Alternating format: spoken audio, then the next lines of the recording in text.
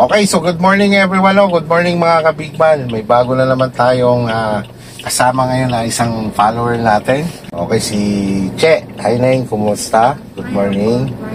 Okay, so ready na ikaw. Although daw si Che, nung tanungin ko, ay nakakapag-practice naman daw sa loob ng subdivision. First time niya ngayon mag-drive dito sa may mga kasabay. Okay, so mukhang malakas naman ang loob ni Che. Malakas nga ba ang loob? Okay, so kailangan nyo lang isang driver. Same time, pwede mo rin gamitin yung mga napapanood mo sa video ni Kuya. Paalala ko lang sa iyo, dito sa area na to, pansinin mo, maraming driving school. Ang ating speed dito ay minimum 20, maximum 40 lang. Signal nga ikaw sa left. Off. Signal sa right. Off. Okay. Signal sa left, tingin sa left side mirror. Yan. Off. Signal sa right, tingin sa right side mirror. Off. Yan. So, lagi nating tatandaan na kapag sumignal tayo, ibig sabihin nun, liliko o lilipat. So, kailangan lumilingon. Head check, tumitingin sa side mirror. Regular ang pagtingin dyan.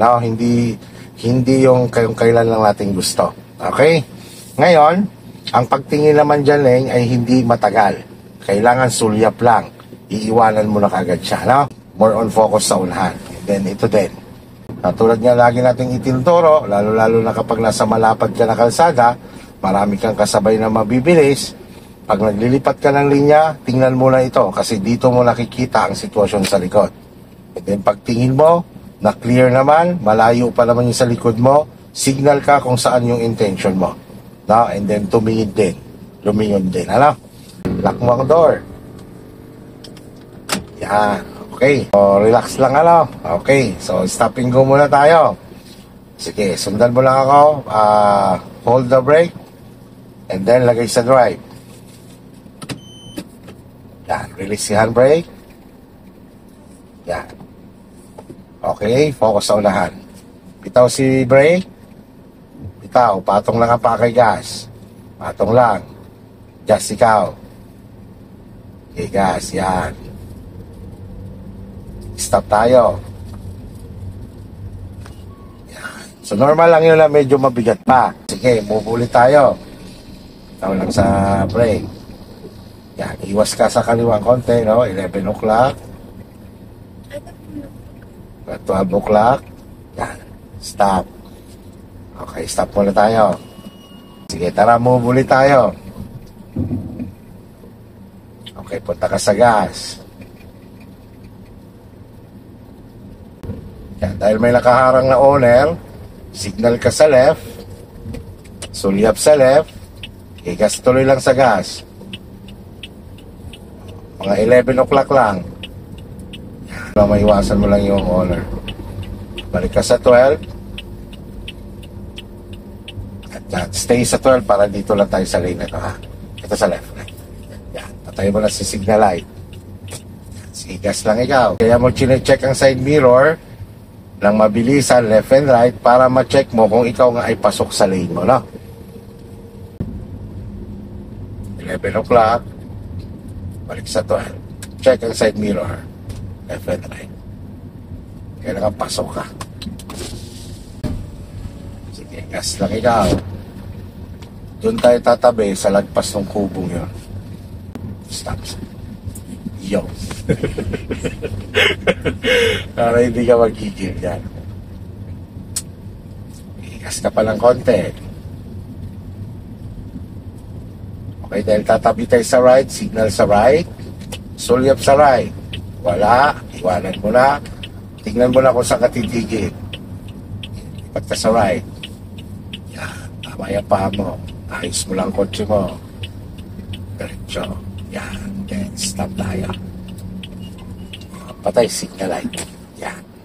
Ngayon ay magpo-full turn tayo. Sundan mo lang si Kuya, pakinggan mo lang, tandaan mo lang kung kailan ka nagbabalik ng manibela.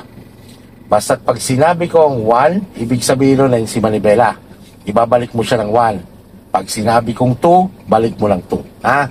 And the same time, ang paa mo, wala sa gas. Brake control. Bitaw-bitaw lang po kay brake lang. Madali. Okay, subukan natin ha, tama.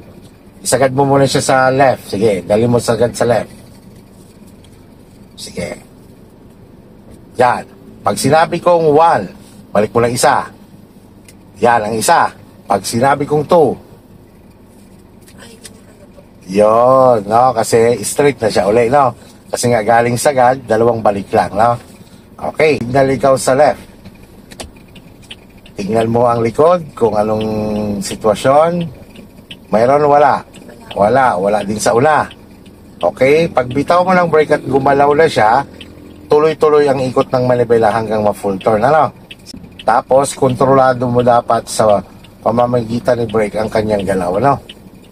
Okay, check ulit. Wala na. No? O, bitaw sa brake. O, ikot ang manibela. Tuloy-tuloy hanggang may sagad. Alalay ng konting brake. Bitaw, balik ng 1 and 2. Yan, dito tayo pumatak sa linya natin, di ba?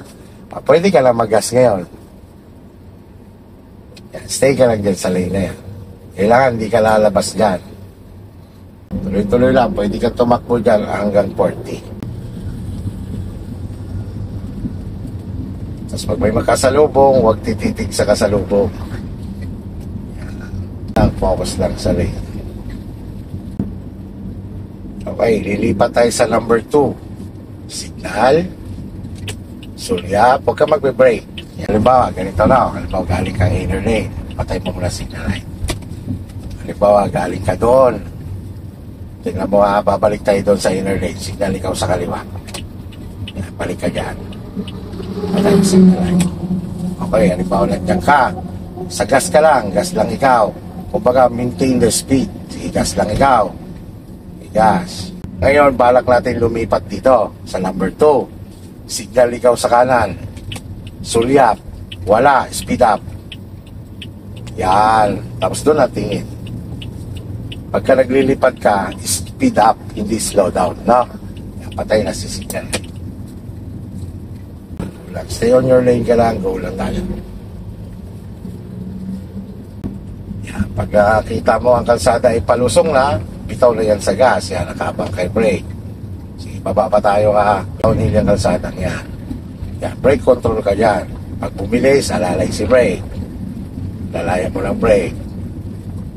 Yan, alalay pa ng konting brake. Pag bumagal, bitawan mo ulit si brake. Yan.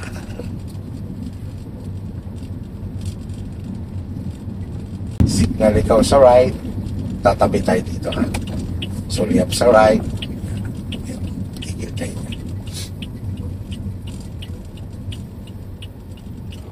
Stop. Patay signal. Okay. Okay, so magpo-full turn ulit tayo. Sige, signal ka ulit sa kaliwa. Bitaw lang ulit sa brake yan ha. Walang gas yan. Okay, clear na. Go. Sige, ikot naman ulit. Sige, bitaw. Yan. Tayo mo lang kailan mo siya ibabalik. O, balik mo na lang isa. Isa mo lang. Tayo mong humarap. Dito kasi lane natin. Pag humarap na siya, okay, balik ang pangalawa.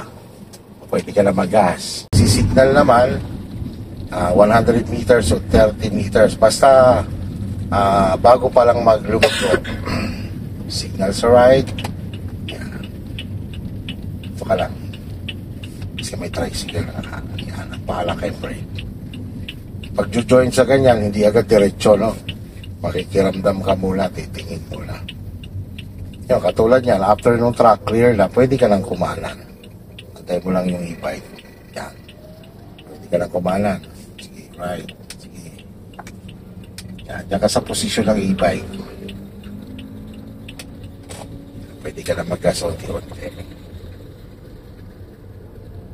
Stay ka lang dyan sa number 1. Hour sa speed, ha. Okay, so dito na po kami sa bypass. Mabilis lang. Mabilis ang proseso. Stay on your lane pa rin. Huwag ka lalabas ng linya mo. Rumble strip, slow down, and then signal sa right. Yan, stay on your lane pa rin. kalilipat dito, stay on your lane ka lang. Pwede ka mag-gas ng konti. Stay on your lane pa rin. Pag pumula ang ilaw niya, ibig sabihin nagbe-brake yan. Basta pag lumalapit ka na, o bumagal yan lang sa unahan mo, ang paa mo nakabang kay brake. Pag lumayo na ulit siya, pwede ka na ulit mag-gas. Pag tumahimik si kuya, ibig sabihin, ino-observe lang kita ha. Pag umimik si kuya, ibig sabihin, iko-correct kita. Yan, tapos ang ating direction yan, diretso lang naman tayo. Intersection yan, observe ka lang. Pag clear naman, go straight lang. Slow down and observe, and then clear, go straight.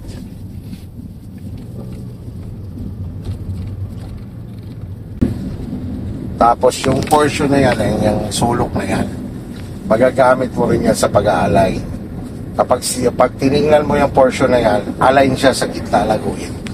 Tingnan mo, pag nai-align mo yan, tama spacing.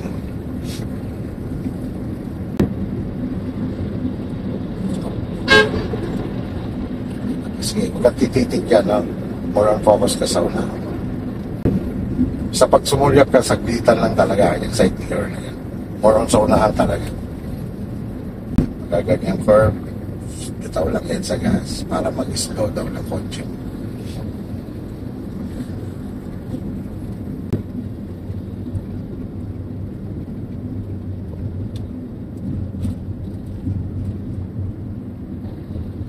Straight na ulit, straight na manibela, gas na ikaw ulit. Stay on your lane, huwag na slow down ka kasi overtake ka naman. Okay, go na pwede. Kapag may gustong overtake, slow down ka. So, lalapat mamaya ang kalsada niyo. Lilipat naman tayo sa number 2.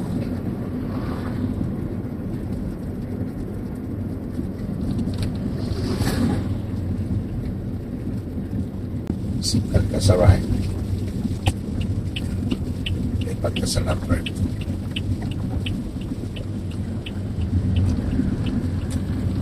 Wiper ikaw, isa lang pababa. Isa lang.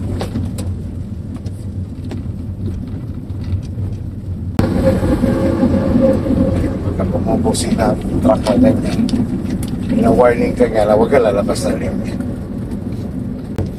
Nga, pagka ganyang maulan, madulas yung kalsada, huwag ka magpatakbo lang katulad ng gano'n. Ayan mga yun, alam lang magpatakbo.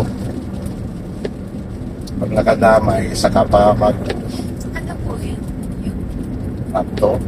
lubak. Hindi. Tulay yan, tulay. Yun nga, slow down ka lang naman. Sa tanda mo, ang maingat na driver ay defensive driver ay kwan. Alam mo kung kailan ka magpapatakbo ng mabilis, na tamang bilis lang, at magpapatakbo ng mabagal lang. Diba may intersection doon, kakalang tayo, liliko. So ang paa mo doon ay nasa brake lang ha. Huwag kang magagas habang lumiliko. Brake control lang. Signal sa right lane. Paano kay brake? Papagalit si sasakyan. Bitaw-bitaw lang si brake. Yan. Bitaw lang yan. Liko-bitaw lang. Ikaw, tama lang si manibela. Alalay si brake. Alalay si brake. Bitaw lang. Dagdag ito. Bawi. Bawi. Bawi. Sige. Okay, yan. Mag-umpisa na dyan ngayon yung 2030. Na? Yan. Nasa makipot ka na. Unti-unti yung kalsada. Pagka mayroong sasakyan sa likod, hayaan mo lang sila. Huwag mo silang tititigyan. Ano?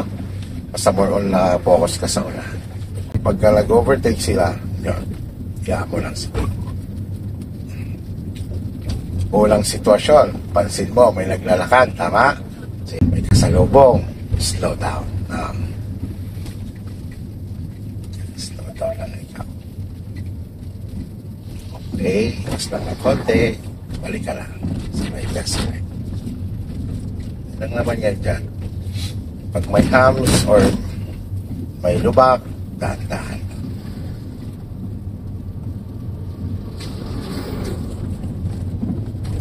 Pag clear naman, pwede mag-gas na. Yung mga ruta na dapat ma-experience sa mga nagda-driving lesson.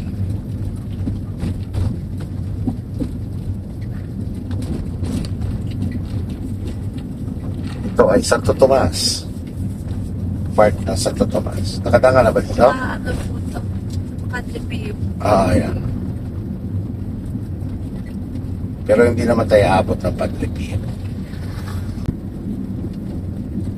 Yan, bright or hindi masyadong kita. Ang kalsada, slow down. Yan. Okay, wala naman. Ulang. Balik ka lang sa linya. Tsaka huwag kang didikit. One car apart pa na yun. Ito lang yan. Break pag ganyang sitwasyon. Pasok, sundan mo lang si Tricycle. Huwag ka muna magagas. Alay. Natansya mo lang siya. Yan.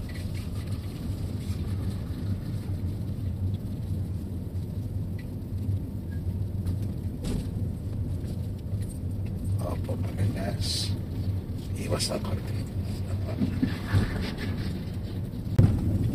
Sundan ka ang paya na kay Brain.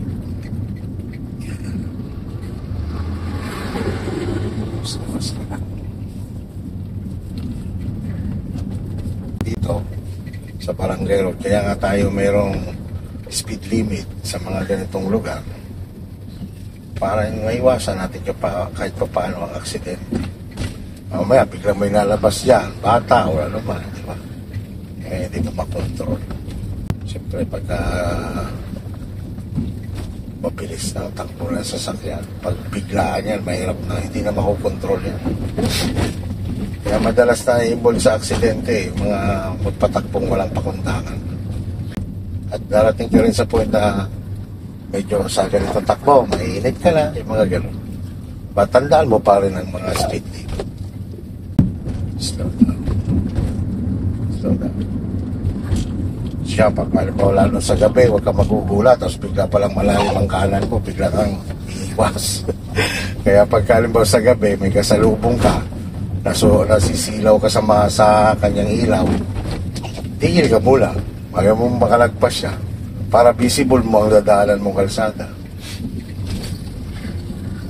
Yung iba kasi, nagugulat, biglang kabig sa kanan. Tulad nga lang sabi ko, pag hindi mo tinignan kung anong sitwasyon sa kanan mo, ay huwag mong pupuntahan. Huwag kang biiwas. Bigla.